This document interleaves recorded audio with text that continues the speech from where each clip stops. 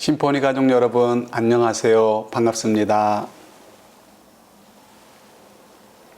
잠시 기도하고 시작하도록 하겠습니다. 하나님 아버지, 오늘 저희들이 또 하나님의 말씀 앞에 나아갈 수 있도록 인도해 주신 것 감사합니다. 저희에게 필요한 지혜를 허락하셔서 저희에게 주시려는 하나님의 메시지를 잘 깨달을 수 있도록 도와주옵소서. 예수님 이름으로 기도드립니다. 아멘.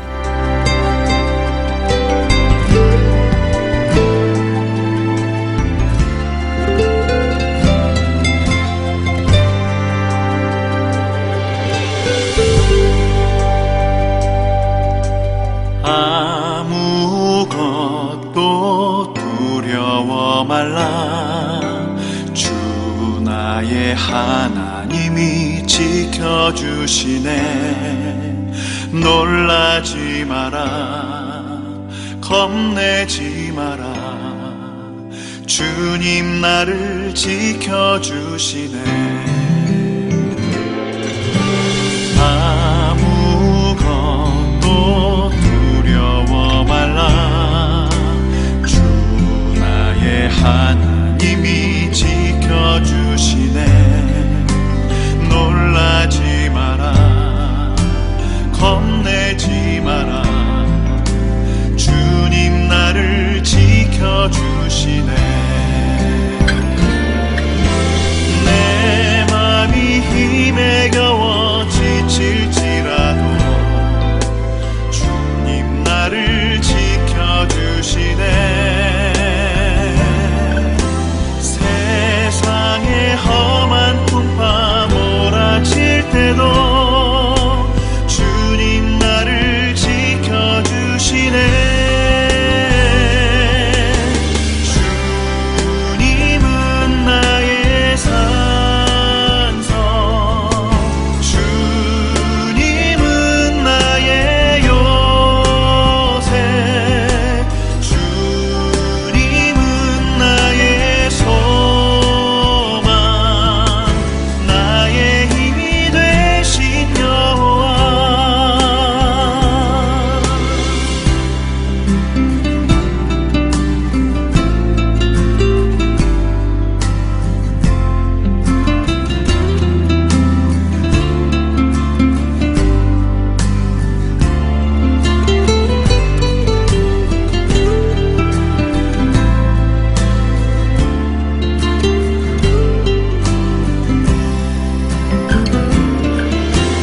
내 맘이 힘에 겨워 지칠지라도 주님 나를 지켜주시네. 세상의 험한 풍파 몰아칠 때도 주님 나를 지켜주시네. 주님은 나의 산성, 주님은 나의 요새, 주님은 나의 소망, 나의 힘이 되신 여호와. 주님은 나의 산성, 주님은 나의 요새, 주님은 나의 소망, 나의 힘이 되신 여호와. 나의 힘이 되신 여호와. 나의 힘이 되신 여호와.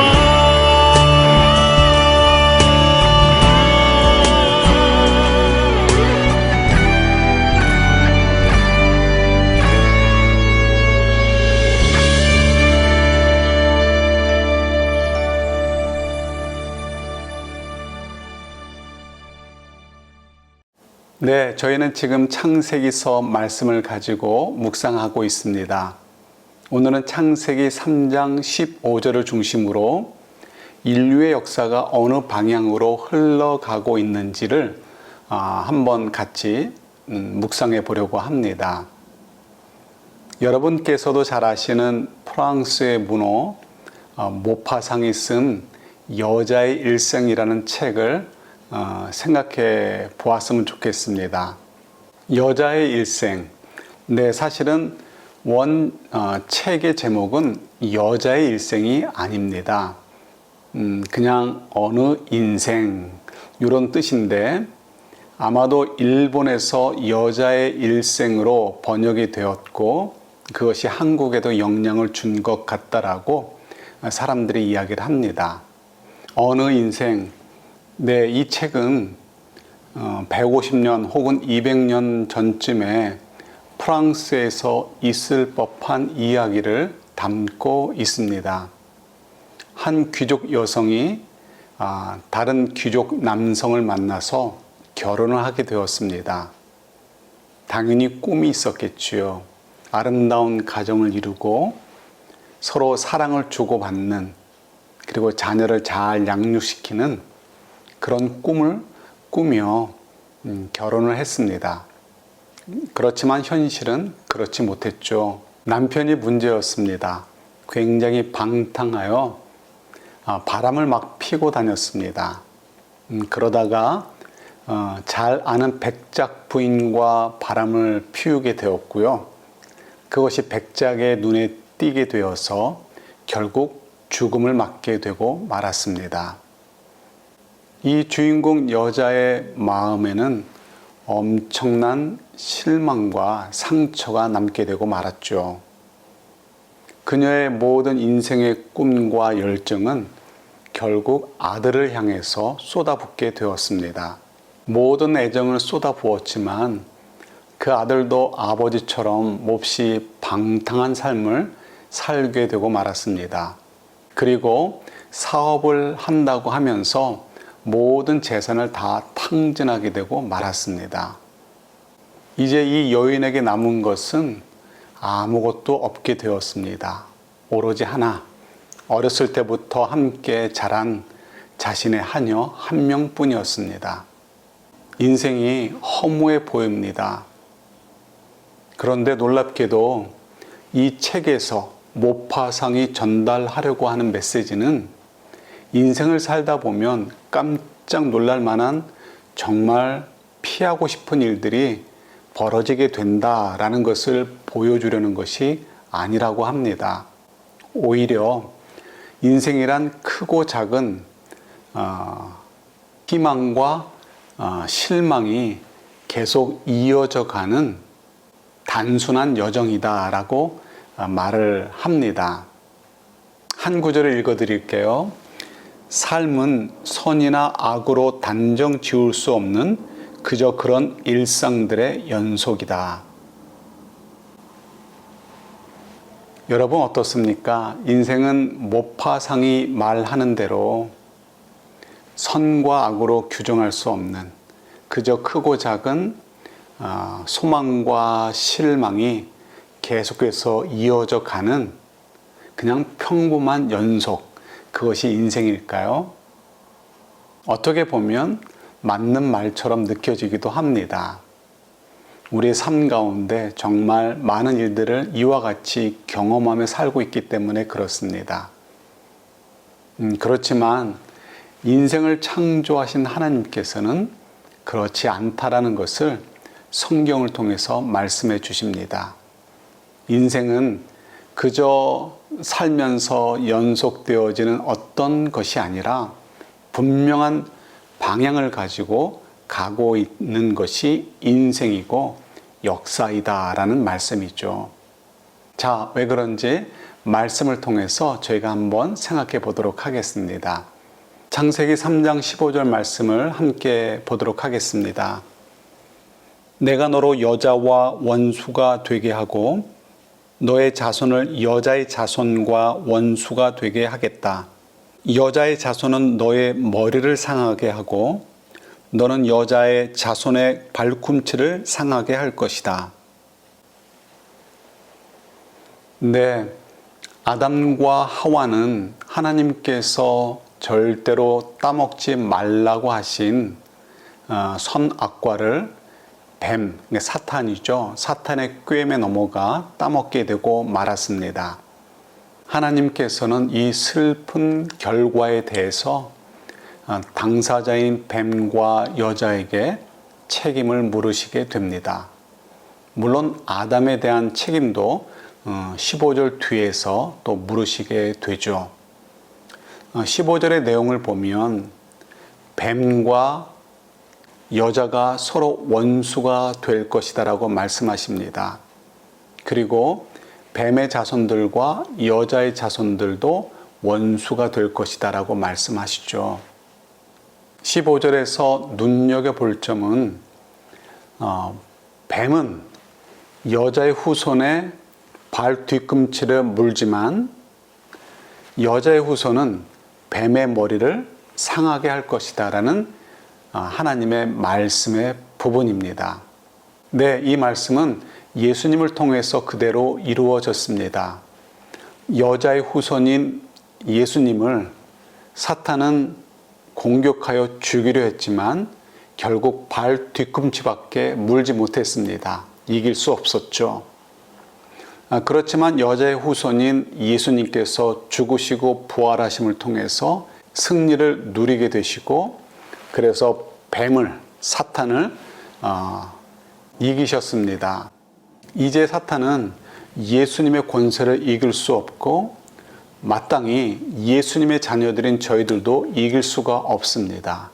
저희의 능력이 아니라 우리 안에 거하시는 성령님의 능력으로 예수님의 승리의 권세를 가지고 사탄의 권세, 사탄의 능력을 이기게 되는 것이죠. 그리고 예수님의 재림 때 이 사탄과 그의 자녀들은 온전한 심판을 받아서 모두 무저갱 속에, 지옥 속에 던져지게 되고 말 것입니다. 이 짧은 말씀이 성경 전체가 어떻게 흘러가게 될지를 보여주고 있는 말씀이고요. 그리고 인류의 역사가 어떤 방향으로 흘러갈 것인지도 저희들에게 알려주고 있습니다. 성경에서도 증명되듯이 사탄의 자녀들이 득세하고요. 또 하나님의 자녀도 존재를 하게 됩니다. 그리고 이 둘은 서로 싸우게 되는 것이죠. 꼭 칼과 창으로 싸우는 것이 아니라 물론 그럴 때도 있겠지만 많은 경우는 영적인 싸움을 하게 되어집니다. 실제로 이 세상은 하나님의 자녀들과 그렇지 않은 사탄의 자녀들 사이에 벌어지고 있는 전쟁터라고 말할 수 있습니다. 저희가 서로 완장을 차고 안 차고로 구별하고 그리고 총과 칼을 가지고 싸우는 것은 아닙니다. 그렇지만 저희들의 삶의 현장 속에서 끊임없이 영적 싸움을 하고 있게 되는 것이죠.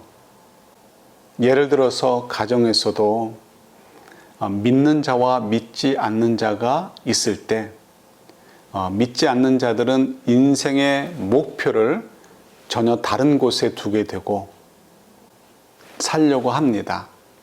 반대로 그리스도인들은 천국을 바라보고 이 땅의 삶은 우리의 삶이 아니라 하나님께서 맡겨주신 소명자의 삶이다라는 생각을 가지고 그런 믿음으로 살게 되게 되죠. 그러면 그 가정에서 끊임없이 싸움이 벌어지게 될 수밖에 없습니다. 그래서 영적 전투다라고 이야기할 수 있습니다. 직장에서나 학교에서나 사회에서나 어느 곳에서나 항상 이 싸움은 여전하고요. 예수님의 재림 때까지 끊임없이 있게 될 것입니다. 그리고 예수님의 재림 때 저희들이 온전한 승리를 누리게 될 것입니다. 그런데 이러한 현상은 오늘날만 있는 것이 아니고요.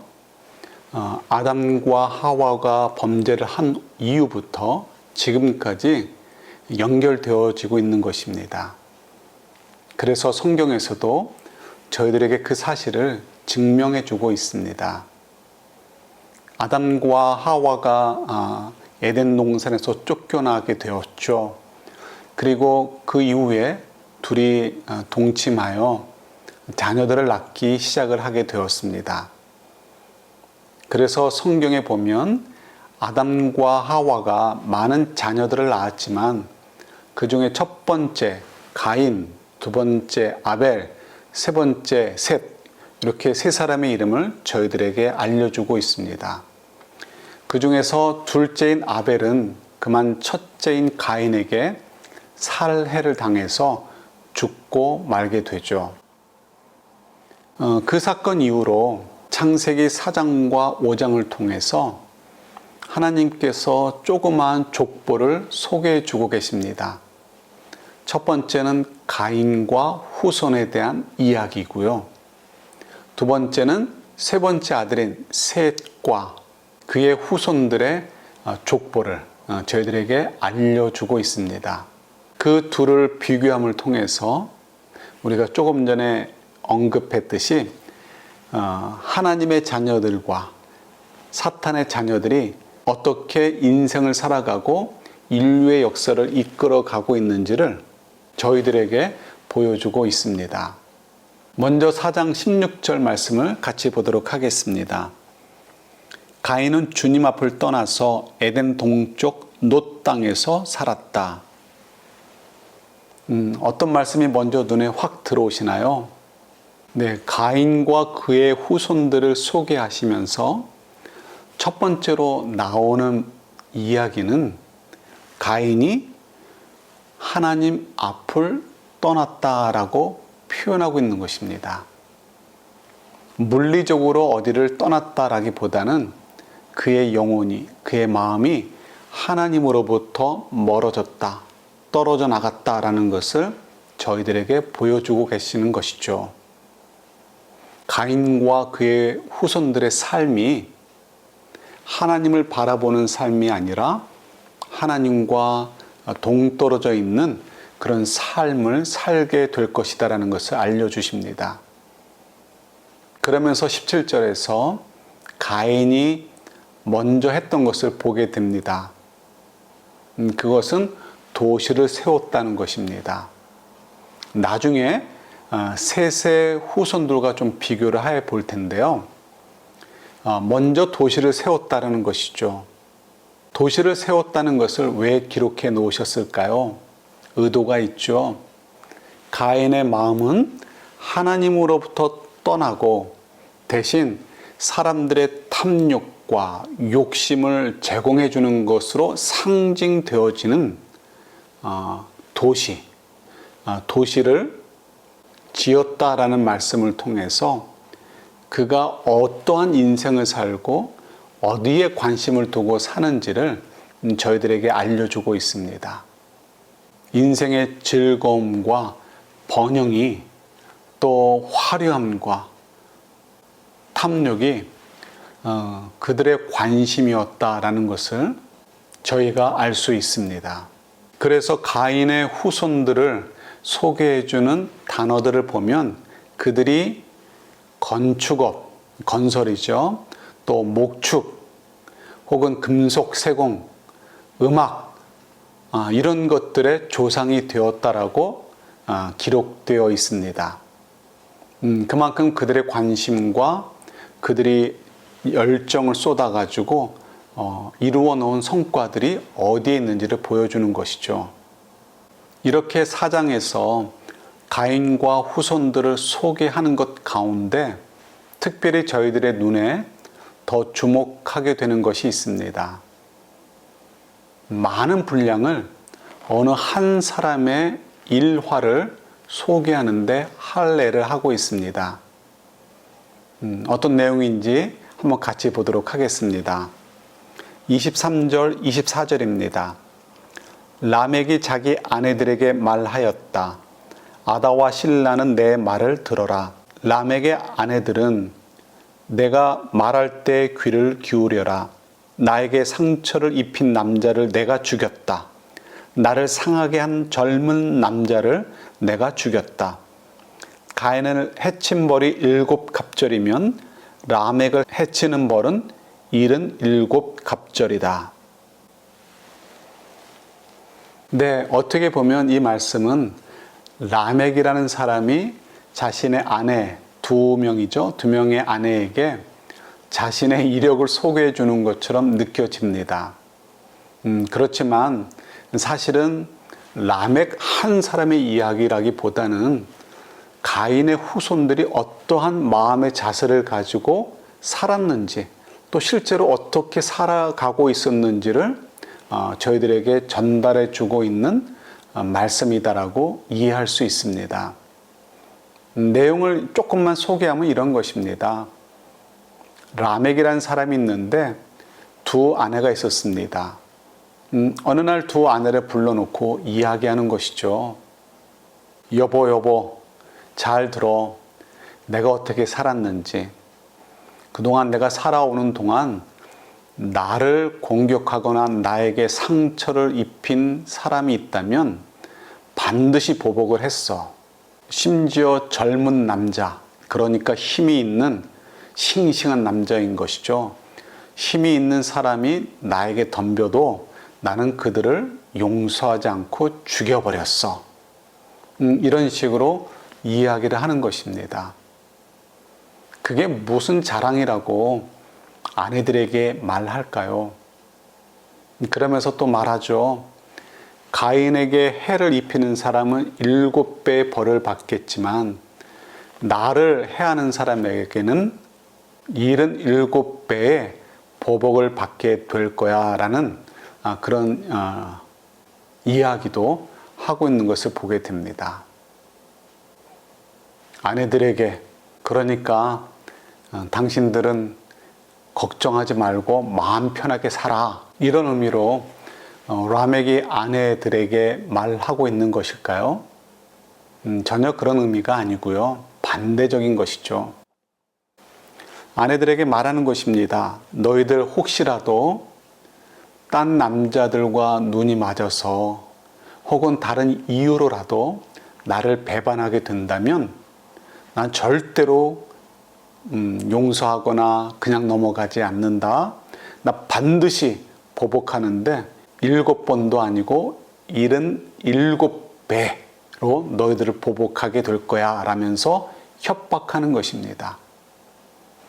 여자의 힘으로 남자를 혼자 이길 수 없습니다.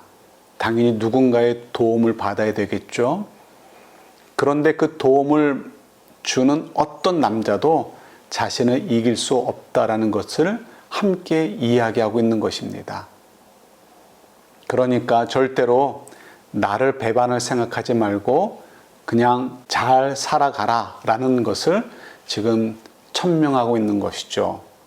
이게 정상적인 부부 사이에 혹은 가정에서 나누어지게 될 이야기라고 아무도 말할 수 없을 것입니다.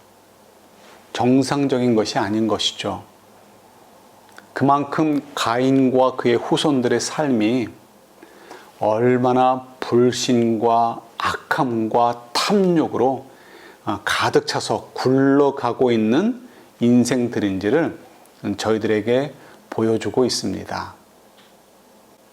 오늘날에도 사실은 많이 있지 않습니까? 보험을 들어서 배우자를 죽이고 그 보험금을 타려는 사람도 있고요.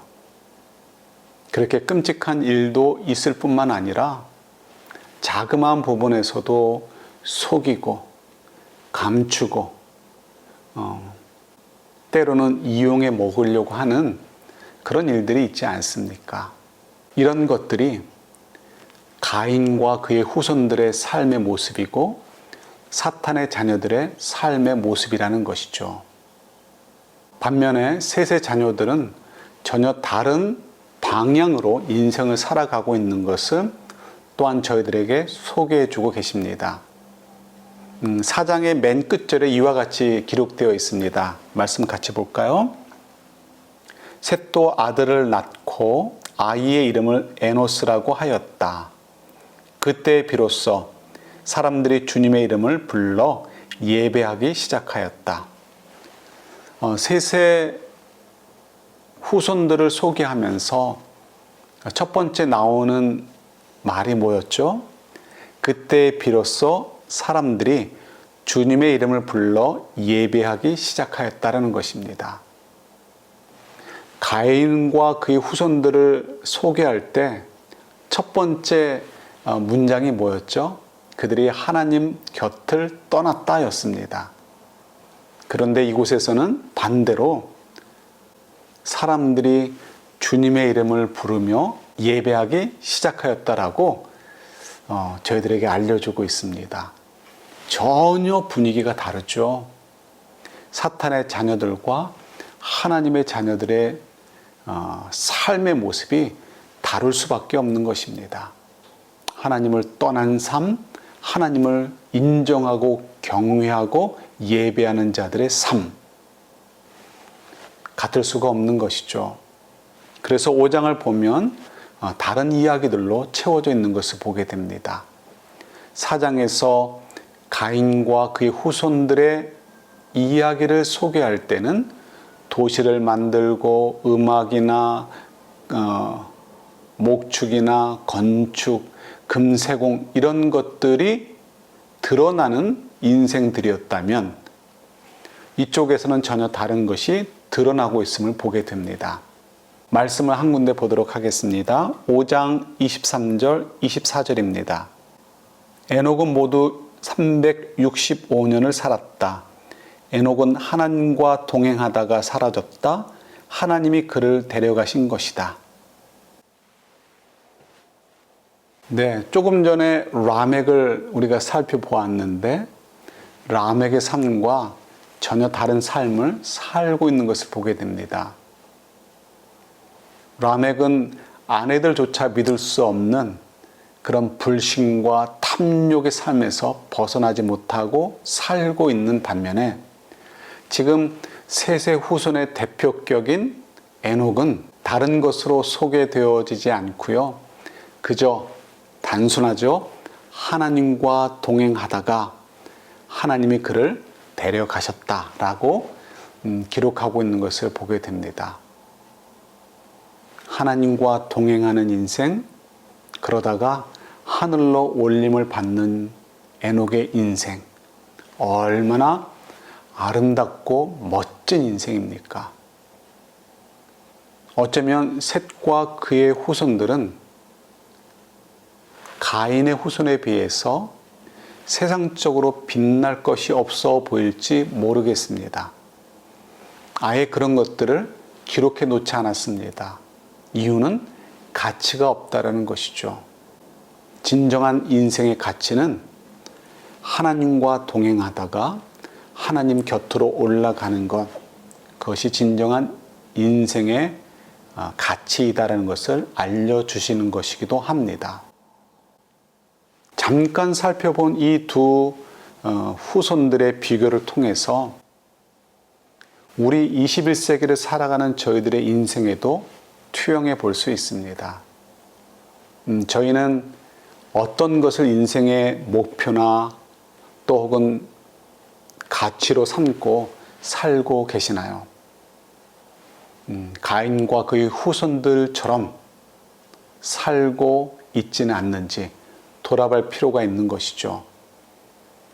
저희들은 지금 오늘을 살면서도 하나님과 동행하고 있으며 하나님을 경외하고 그 말씀에 순종하는 참 예배자의 삶을 살면서 그래서 하나님 곁으로 들려 올리게 될 그날을 준비하며 그날을 향해 한 걸음 한 걸음 나아가고 있는지 우리를 돌아보는 것이 참 필요하겠죠. 창세기 3장 15절을 통해서 우리가 배울 수 있는 것, 그 말씀을 통해서 우리에게 알려주시는 것, 인생은 그저 선과 악으로 구별할 수 있는 것도 아니고 크고 작은 소망과 혹은 실망이 그저 연속적으로 이어져 가는 그냥 무의미한 것이다 라고 사람들은 생각할지 모르지만 절대 그렇지 않다는 것이죠. 분명한 목표가 있고 분명한 도착 지점이 있다는 것을 저희들에게 알려주십니다. 가인의 후손들처럼 그런 인생의 목표를 가지고 살 것인지, 셋의 후손들처럼 그런 인생의 목표를 가지고 살 것인지를 물으시고 계시는 것이고요. 보고 깨달으라고 하시는 것이죠. 그리고 우리가 그 길을 가게 되면 결국 3장 15절에서 예언하신 대로 예수님께서 사탄과의 싸움에서 승리하신 것처럼 예수님의 재림 때 온전한 심판에 의해서 우리의 인생의 종착점이 확인될 것이다라는 것을 알려주십니다. 네, 저희들 이 말씀을 통해서 우리 삶을 잘 돌아볼 수 있고요. 우리 삶이 좀 더 셋의 자녀다운, 후손다운, 하나님의 자녀다운 그런 삶으로 채워져 가고, 그래서 하나님께서 기뻐 보시면서 하나님의 곁으로 들어 올려 주시는 그런 복된 인생들이 될 수 있기를 우리 주님의 이름으로 축원합니다. 기도하겠습니다. 하나님 아버지, 인생은 무의미한 어떤 시간들의 연결이 아니라 분명한 방향이 있고 그것에 따른 열매가 있는 그런 인생이라는 것을 알려주시니 감사합니다. 제 인생은, 저희들의 인생은 가인의 후손들과 같은 인생인지, 그래서 심판 아래 놓이게 될 인생인지, 아니면 셋의 후손들처럼 하나님과 동행하다가 하나님 곁으로 불려 올림을 받게 될 인생을 살아가고 있는지 잘 돌아볼 수 있게 하시고, 분명한 목표를 가지고 우리를 다 잡으면서 최선을 다해 살아갈 수 있는 저희들이 되도록 도와주옵소서. 예수님 이름으로 기도드립니다. 아멘. 네, 여러분 감사합니다. 다음 주에 뵙겠습니다.